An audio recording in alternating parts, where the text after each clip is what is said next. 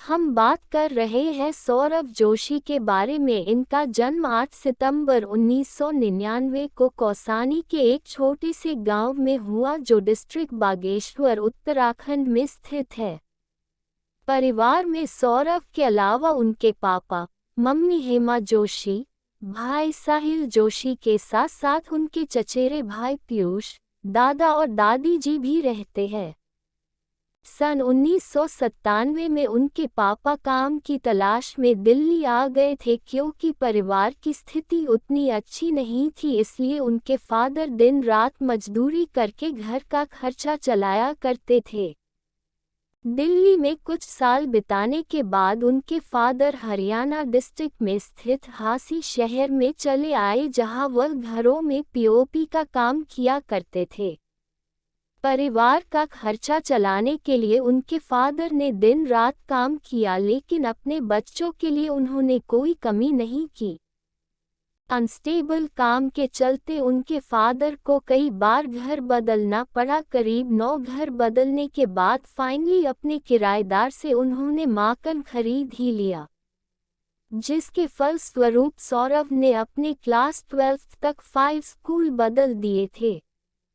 वो पढ़ने में एक एवरेज स्टूडेंट थे, इसीलिए इंटरमीडिएट में मार्क्स उतने अच्छे नहीं आए तो अब उन्हें अपने फ्यूचर की टेंशन सताने लगी। वो परेशान थे कि अब आगे क्या किया जाए। दोस्तों और रिश्तेदारों के सलाह के बाद उन्होंने आर्किटेक्चर करने की सोची, इसलिए वो इसकी तैयारी करने के लिए दिल्ली चले गए। 1 साल के इस कोचिंग के दौरान उन्होंने काफ़ी कुछ सीखा, जैसे विजुअल रिप्रेजेंटेशन, पर्सपेक्टिव ड्राइंग और बहुत कुछ। उन्हें अब ड्राइंग में काफ़ी इंटरेस्ट आने लगा, पर दिल्ली में रहे हुए 1 साल की कोचिंग से कड़ी मेहनत के बाद भी आर्किटेक्चर में उनका सिलेक्शन नहीं हो पाया और वह वापस अपने घर आ गए और वह काफ़ी परेशान थे। उन्हें लगा कि वो अब फ्यूचर में कुछ ज़्यादा नहीं कर पाएंगे। यहाँ तक कि वो इतने हताश थे कि अब वह अपने फादर के साथ साइट पर जाकर पॉप का काम तक करने लगे, लेकिन ड्राइंग के प्रति उनकी दीवानगी काफ़ी हद तक बढ़ चुकी थी, इसलिए वह खाली समय में ड्राइंग किया करते थे। कहते हैं वक्त सबका बदलता है। बात है 2017 की, जब उनके एक भाई शुभम जोशी ने सौरभ के स्केच और ड्राइंग देखने के बाद सौरभ को सलाह दी कि भाई तुम काफ़ी अच्छी ड्राइंग बनाते हो, तुम्हें इसे दुनिया को दिखाना चाहिए, इसलिए तुम यूट्यूब पर एक आर्ट चैनल बना लो। अपनी उस भाई की बात मानकर उन्होंने अपना पहला आर्ट से रिलेटेड चैनल क्रिएट किया, जहां द 24 जुलाई 2017 को उन्होंने अपनी पहली वीडियो अपलोड की, जिसका टाइटल था कि drawing 2000 note with colour pencil. अब वह धीरे धीरे करके एक से बढ़कर एक अपनी ड्राइंग की वीडियो अपलोड करने लगे और कई बार चैनल का नाम चेंज करने के बाद आखिरकार उन्होंने अपने चैनल का नाम सौरभ जोशी आर्ट्स रख लिया। समय के साथ साथ उन्हें YouTube पर अपना कंटेंट क्रिएट करते हुए काफ़ी मज़ा आने लगा। वैसे वह YouTube पर आने से पहले अपने फ़ोन से रैंडम वीडियो अपनी फैमिली के साथ बनाया करते थे, ताकि वो उसे एक याद की तरह सहेज कर रख सके। इधर वह अपने ड्राइंग चैनल पर लगातार वीडियोस डालने लगे, लेकिन 250 से 300 वीडियो डालने के बाद भी वह सिर्फ 3K से 4K सब्सक्राइबर ही गेन कर पाए थे।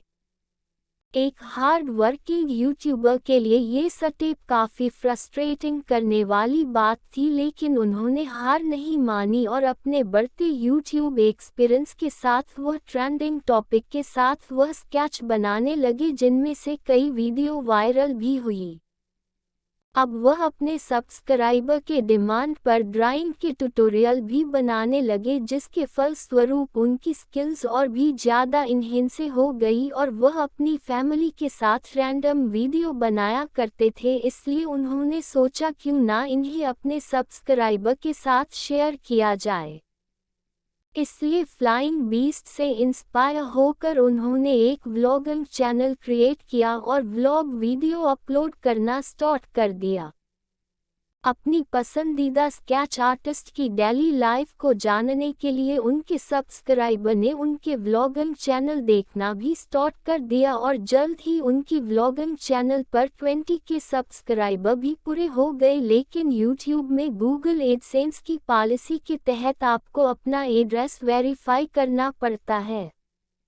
लेकिन इतने घर चेंज करने के कारण उनका एड्रेस वेरीफाई नहीं हो पाया, जिसका नतीजा ये निकला कि उनका एडसेंस अकाउंट ही सस्पेंड हो गया। इसलिए उन्होंने फिर से अपना एक व्लॉग चैनल क्रिएट किया। यूट्यूब के मोनेटाइजेशन के सारे स्टेप्स को क्लियर करने के बाद भी उनका एड्रेस फिर से वेरीफाई नहीं हो पाया और ये चैनल भी डेमोनेटाइज हो गया। लेकिन कहते हैं ना, हार मत मानो, लगातार प्रयास करते रहो।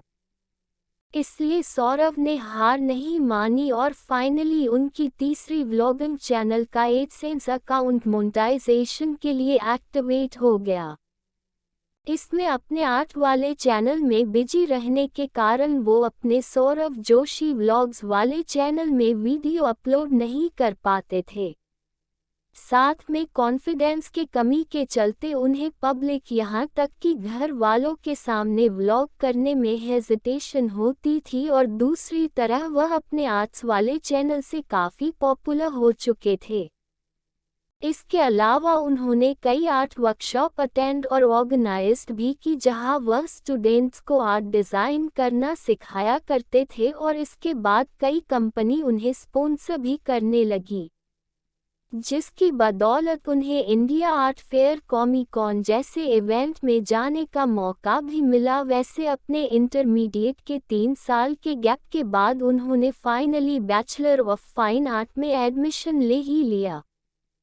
लेकिन देश में बढ़ते कोरोना के चलते इंडिया में 24 मार्च 2020 को नेशनल वाइड लॉकडाउन लग गया था, जिससे अब सौरव को व्लॉगिंग करना मुश्किल हो गया था। इसलिए लॉकडाउन के पहले ही दिन सौरव ने ठान लिया था कि डेली वह घर में व्लॉगिंग करेंगे अपने फैमिली के साथ। यानी उन्होंने टारगेट सेट किया 365 व्लॉग्स 365 दिनों में करने के लिए। वह 23 मार्च 2020 का ही दिन था, जिस दिन के बाद से उन्हें एक अलग पहचान मिली। उन्होंने drawing with my family members वाली वीडियो अपलोड कर दी और अपलोड होने के कुछ ही घंटों में पूरे देश में ये वीडियो वायरल हो गई और सब्सक्राइबर्स की मानो बाढ़ सी आ गई। इस वीडियो के अच्छे रिस्पॉन्स के बाद वह काफ़ी मोटिवेट हो गई और वह अपनी डेली लाइफ के होने वाली इंसिडेंट को वो अपलोड करने लगे, जिसे दर्शकों ने काफ़ी पसंद किया। लेकिन लोगों के प्यार के साथ साथ उन्हें हेट भी मिलने लगी। अक्सर लोग उन्हें यही कहते कि क्या फालतू फैमिली की चीज़ें दिखता रहता है। लेकिन हेट की परवाह ना करते हुए वो डेली व्लॉग्स बनाने लगे। उनकी वीडियो में उनकी सिंप्लिसिटी और डाउन टू अर्थ की पर्सनालिटी की वजह से लोगों को उनका कंटेंट काफ़ी पसंद आने लगा। लोग उनके व्लॉग से अपने आप को काफ़ी हद से कनेक्ट करने लगे। ऊपर से पीयूष की नटखट हरकतें और ऊपर से मम्मी जी की डांट, पापा जी का प्यार और दादी जी का स्वैग एक अलग ही लेवल देखने को मिलता है, जो सौरव जोशी व्लॉग्स में 4 चांद लगाता है। और सच में उनके व्लॉग्स काफ़ी एडिक्टिव होती है। वो अपने आप को अपने ऑडियंस के साथ काफ़ी अच्छी तरीके से कनेक्ट करते हैं और कई लोग उनकी वीडियो से रिलेट करते हैं। इसके बाद इन्होंने YouTube के काफ़ी माइलस्टोन को कंप्लीट किया और फाइनली 26 जून 2021 को वो इंडिया के नंबर 1 व्लॉगर बने और सौरव जोशी पूरे देश में ही नहीं बल्कि पूरे वर्ल्ड और अपने राज्य और देश का नाम रोशन कर रहे हैं। सौरव जोशी के बारे में कुछ फैक्ट्स। 1. सौरव जिस फेवरेट स्केच पेपर में अपना ड्राइंग किया करते थे, आज वही स्केच और ड्राइंग ब्रांड इन्हीं आल्टो इनके द्वारा बनाई गई अम्मा जी के ड्राइंग को कवर पेज यूज करता है। 2.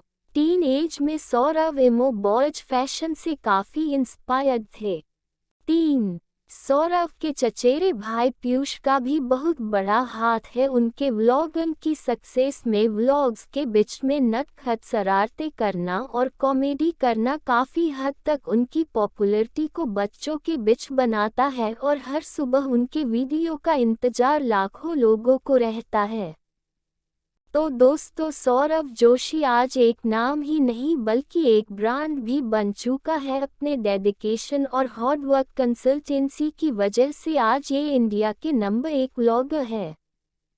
उन्होंने आज समय के साथ कदम मिलाकर अपनी ये सक्सेस अचीव की है। उनकी वीडियो में झलकने वाला उनका behaviour, down to earth personality, humbleness, simplicity, show off ना करना उन्हें सभी व्लॉगर से अलग बनाता है। उनकी वीडियो को देखकर एक अपनापन सा फील होता है, कुछ ऐसा कि मानो वह हमसे कितना रिलेट करता है। लेकिन एक समय में उनके परिवार की हालत उतनी सही नहीं थी कि वह रहने के लिए घर तक अफोर्ड कर सके, लेकिन आज सौरव की हुनर की वजह से उनका पूरा परिवार अच्छी तरीके से अपना जीवन यापन व्यतीत कर रहा है। और इतनी छोटी सी उम्र में सौरव इतना केपेबल है कि अपने दम पर लग्जरी गाड़ी और मकान तक खरीद लिया है। वो कहते हैं कि जो मेरे मम्मी पापा का सपना है मैं उन्हें पूरा करूंगा। उनके पेरेंट्स की मुस्कान बताती है कि उनके बेटे ने उनका नाम कितना रोशन किया है। तो दोस्तों, जिस तरीके से हमारे माँ बाप राजकुमार या राजकुमारी की तरह पालते हैं, उसी तरीके से हम सभी का फर्ज बनता है कि उनके बुढ़ापे में हम लोग उन्हें राजा और रानियों की तरह रखें। Thanks for watching.